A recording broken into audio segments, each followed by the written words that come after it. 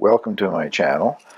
This is an indication of some of the things that I cover on a regular basis in my videos. If you haven't already subscribed, please feel free to do so, and don't forget to click the little bell so that you'll get notified of future videos. Please feel free to share my videos on your social media, and I hope you enjoy the video which follows. I forgot to show this in my last little garden update video. This is on a windowsill in my basement, basically an unheated basement. There are some electric baseboard heaters down here, but they're set on the absolute minimum. I think that's 5 degrees because the basement's unfinished. I always joke and say it's a place where the elephants go to die, and there's been a lot of death evidently. There's a lot of mess down here that needs to be cleaned up. I'm not certain how many weeks ago now I set these up, but 3 weeks ago, maybe 4 weeks ago. It's a tray that has 72 cells in it, and the onion sets that I used are Spanish onions. And I only see 4 that haven't sent up any shoots yet, so I guess there's hopes that they might. It's really good results. I've been turning it around because the light's all from one direction, and as you can see, the light is they're leaning towards the light again. But I think down here in the cold or the cool air is the best place to do them. They would grow very fast upstairs in the warmth, and I really don't want them to be all that big when I transplant them out into the garden. Actually, I think I'll probably transplant them into the hoop house just as soon as I get in there and can do some work. I haven't even gone in to clean the thing up yet any, but I have better luck for some reason when I grow onions. I don't do it very often, but I've had better luck when I grow them in the hoop house. So I think they'll probably be transplanted in there. I think I just told a lie. I see 2 more. There are 6 that haven't fired yet. Well, it's April 15th, and I'm about to plant my tomato seeds. Thought I'd give you a look at the geraniums. As you can see, they're really appreciating the change in the potting soil. I would say another week or so, and they'll have to be transplanted into larger pots. And this little guy that I closed off with the last time because I thought it had a new sprout coming, looks like we've lost that one, so I end up with 11 that are looking quite healthy and growing a lot of, well, decent size leaves for the size of the pot they're in. I knocked one out of the pot yesterday just to see, and they're not at all root bound yet, so I'll wait another week to 10 days before I pot them on into larger pots. I had good germination with the pepper plants. I just took the plastic dome off of them a couple of days ago, I guess. These are the King of the North, the ones that I'm really interested in trying this year because they're supposedly a bell-type pepper that I can grow. If you hear any rumbling in the background, we're having heavy rain and a thunderstorm right now. The jalapeno, there were a lot more seeds than that, but it didn't get a lot of germination there. The Aztec seeds that Southpaw Davy sent me, I believe there were 8 seeds, if I remember rightly. He was sharing some seeds that were given to him by the old gardener guy in Finland. And all 8 germinated. These 2 down in here are the least in size, but they've just germinated recently, so all 8 made it. And the other one is Time Bomb, another hot chili. Decent germination there, I guess. The row seems to be quite complete. Well, I certainly have variety enough of tomatoes to try, thanks to several people who have given me some seeds. The one that I purchased myself to grow is called Cole, and I bought that from the Annapolis Seed Company in Nova Scotia. I always have great luck with their seeds, but it is a determinate variety with small tomatoes, 2 to 3 inch. I think you probably call those a salad tomato, larger than a cherry tomato anyway. On very compact plants, and they say the amount of fruit on the size of the plant is remarkable, so time will tell. Southpaw Davy sent me some of the yellow tomato seeds that originated with Halvor. Yeah, not certain which country you're in, Halvor. He's in Scandinavia. He sent me the seeds years ago, and I lost them, or I didn't save any at the end of one season or something. I think it was either an Amish or a Mennonite tomato. Anyway, it is enormous. It is yellow. Mine usually crack or split when they're growing, but it doesn't make any difference. It's the best tasting thing I've ever tasted, so I'm glad to have those seeds back again. Whenever you order seeds from Annapolis Seed, they always send a free sample package of seeds, and this is a beefsteak tomato called Wenzel. And also, supposed to be good for northern type climates like I am in, but skeptical about that. I never have great luck growing large tomatoes with the Halvor's yellow tomato there. I managed to get 2 or 3 large tomatoes on a plant sometime in September, but that's okay. I really want to try them anyway. And Sandra, one of my subscribers, sent me a number of tomato seeds, sharing partial packets, I guess, of seeds that she bought. I've never heard tell of this company before, but it's also in Annapolis, Nova Scotia, in Annapolis Royal, Nova Scotia.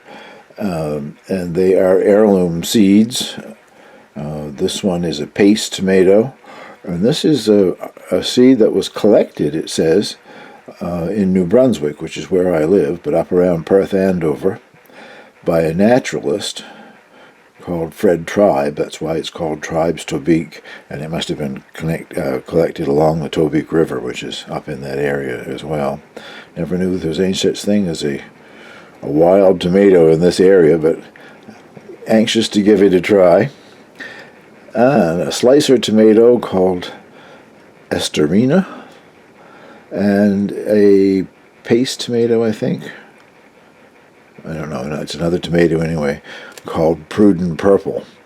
Now, I will not be growing a lot of these. I want to grow more of this variety and 1 or 2 of the others, each of the others in my hoop house. But as I've said before, I'm going to be sharing tomato plants at the new community garden here, so a lot of them will be planted in other people's gardens. I'll get these planted and show you what it looks like a little bit later on here. Well, I've got them all seeded in except for the last one, which is Prudence Purple, and that is a cherry type tomato. I'm just reading the seed packet, the one that was a gift from Sandra. The one just prior to it, the Esterina, that is another beefsteak large tomato, so I don't have a great deal of luck with them, but I will grow at least 1 or 2 of them to see what happens. Hopefully I can finish this little segment before the power goes off and stays off. The thunder has been in a distance. I haven't seen any lightning here or anything, but the power flickered off there for a minute, and we have had several torrential downpours. So hopefully what comes up in each row will be what I put there. Sometimes when I'm tapping that little seeder thing, I'll see a seed fly off in the distance, and I find what I think was it and bring it back. There could be a surprise involved here at some point. I have dampened this potting mix already before I started planting in it. Don't want it soggy wet, but your seeds won't germinate unless there's moisture. And it is on the propagating mat.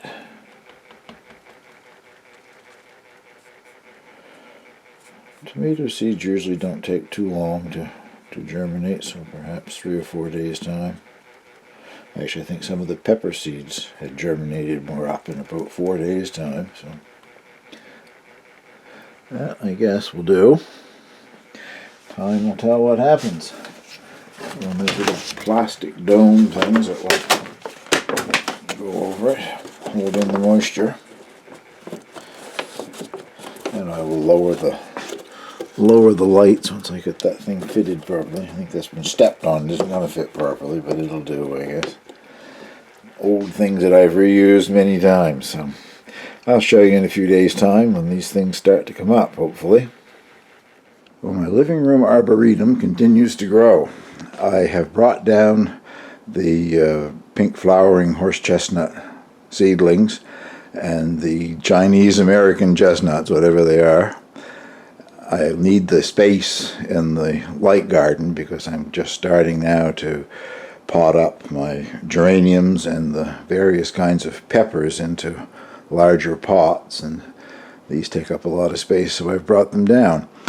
The chestnut trees that have leaved out there, the red flowering horse chestnut, I think I might have said pink there a minute ago.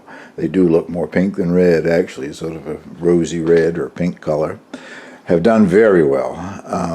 The other variety, the Chinese Americans, whatever they are, haven't been in all that long, but so far there's just one that has sent up a shoot, and there's no leaves yet. It's just a little shoot has come up, so they are coming along. I think in my last video I had 2 left that I didn't have potting soil enough to pot them up. Well, since then those have been potted up as well. And I have a curious thing happening. 2 of them have onions coming up in them. I do all of my potting down in the basement, and these were close to the area where I was putting the onion sets, the Spanish onion sets. I was putting those in that tray that you just saw earlier.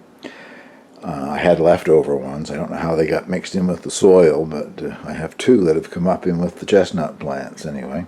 Well, let's have a look at how things are going up in the light room, and then I'll show you what it looks like after I've done my transplanting. Well, these are the peppers that I'm about to transplant. Had excellent germination with the one that's called King of the North, which is a supposedly a bell pepper for northern short climate. Not such great luck with the jalapenos, but more than enough there for me. I'll only want a plant or 2, but didn't get great germination there. And these are the Aztec Rainbow hot chilies, and excellent germination. I know it looks kind of sparse, but there were 8 seeds and I got 8 plants, so I can't complain. And the Time Bomb, which is another hot chili, a round hot chili. I don't know if I planted all the seeds or not, but I don't see a lot of plants there either. But once again, there's more than enough. So I'll get those potted up in a few minutes and show you what it looks like when they're back up here in the light garden. Well, I've taken the dome off of this tray just to show you what's happening with the tomatoes. This is the 19th of April, 4 days after they were planted, and the germination so far, I would say, is excellent. The cole, the ones that I really want to try this year, supposedly produce a lot on a small plant, a medium-sized tomato. The ones that came from Southpaw Davy that originated with Halvor, and I think I have finally remembered where he lives, Norway, I believe, Halvor. Couldn't think of the name of the country earlier when I did the last video clip. There were, I didn't count the seeds, but there weren't a lot of seeds and getting pretty good germination. I see 4 or 5 there so far. The one up here, that could be anything. I was losing some seeds when I was doing this. The Wenzel, which is a also for northern climates, but it's a large beefsteak type. And paste tomato here, and although the tribe one, anyway, the names don't make much difference. This one, I don't know, excellent. I mean, wow, it's a forest of, it's called Purdue Purple, I think. I can't quite read my own handwriting there. But so far, I'm quite satisfied anyway with the germination. I'm going to put the dome back on. The added humidity under the dome helps things like this. If you can see there, it's still got the little seed covering on. I find they come off much better if they're in a humid atmosphere. So, and I won't be transplanting them anyway until they get into the starting to grow their true leaves.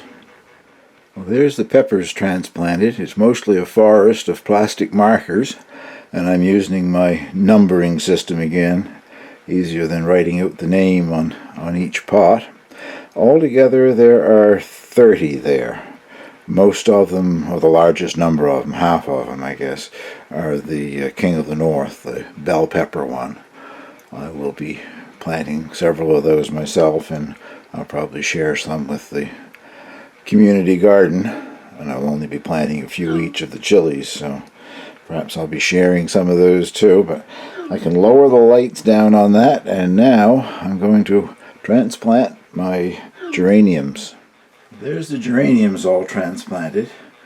I've been thinking with that one little one that I lost that I only had 11 left, but I managed to find out that there are 12, so that's good. I had to top water the peppers because I don't dare to flood that compartment because of the heat mat and the tomatoes that are still trying to get started there. But with this one, I can flood it.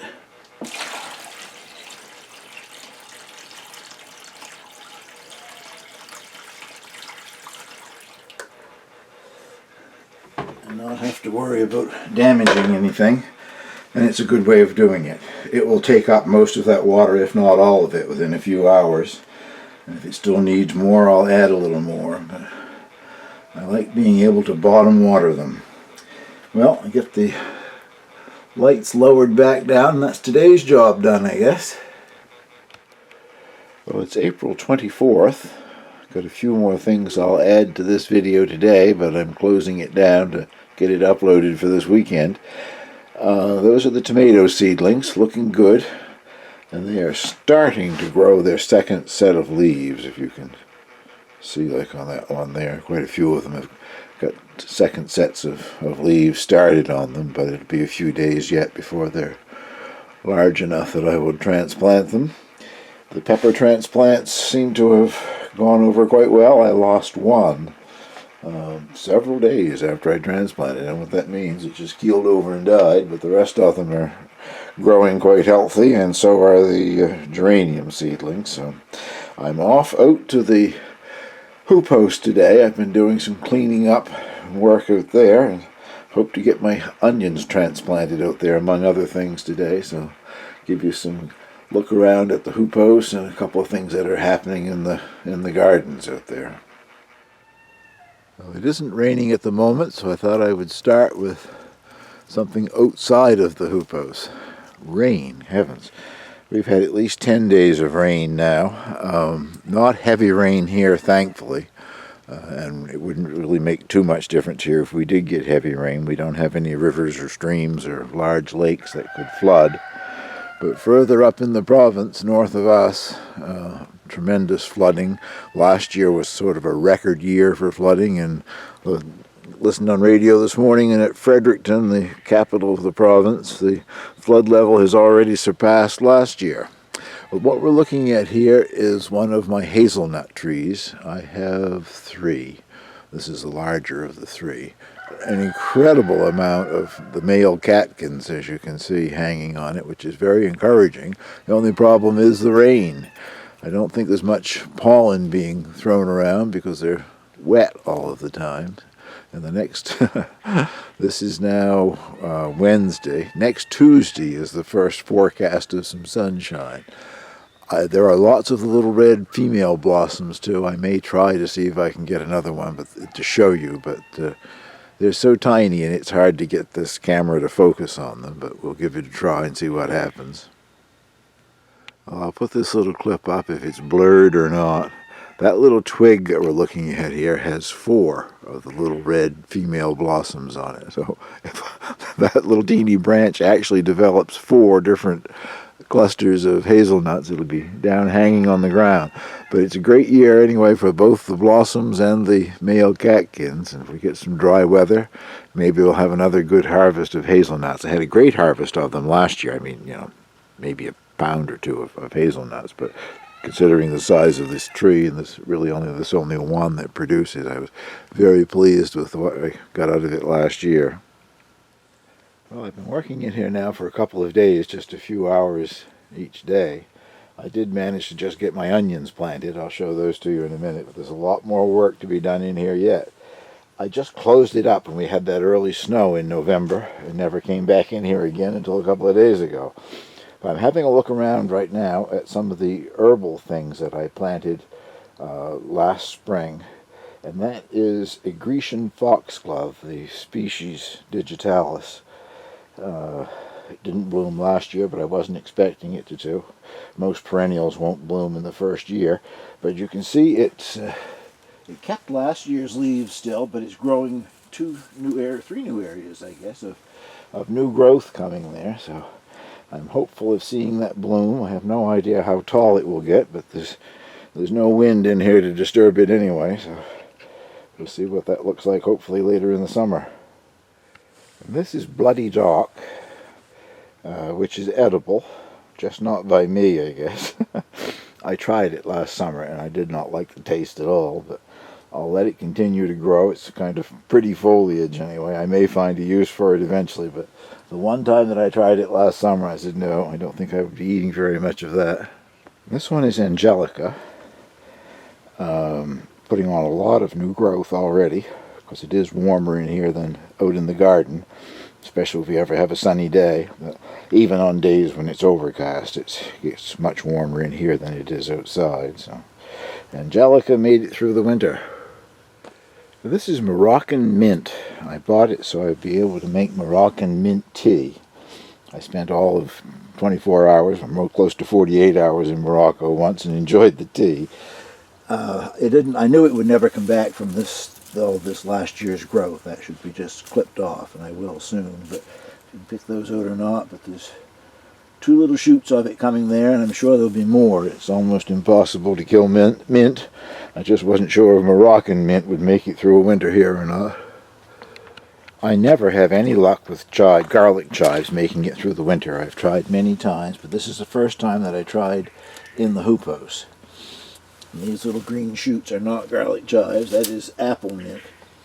Yeah, I can smell it. That's apple mint. There are these 3 little thingies here that look like they've been frost damaged or something. I don't know if that's new shoots trying to grow or not, but I certainly won't dig it out yet. We'll leave it alone and see how it makes out a little later on.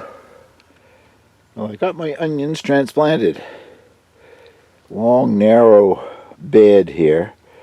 I think last year I might have grown beets in it. This year it's going to grow Spanish onions. And if you're, I don't know, wasn't anything further in the variety other than it said Spanish onions. So I'm not quite sure what to make of that. Here anyway, a Spanish onion is a large, relatively large, sweet onion. Not a very strong onion. I grew them successfully once before. I don't know if they're the same variety or not. They were also called Spanish onions. And those are the ones that I had the best success with, and they did store very well. So I didn't lose any of them from them spoiling or anything. So we're giving it another try, and also I guess I've said before, I always have better luck, for some reason, with my onions inside the hoopos. Maybe that luck won't hold true this year, but we will know soon enough, I guess. Well, that will do. I will close this video down and try to get it uploaded so I can bring it out this weekend. Thank you very much for watching.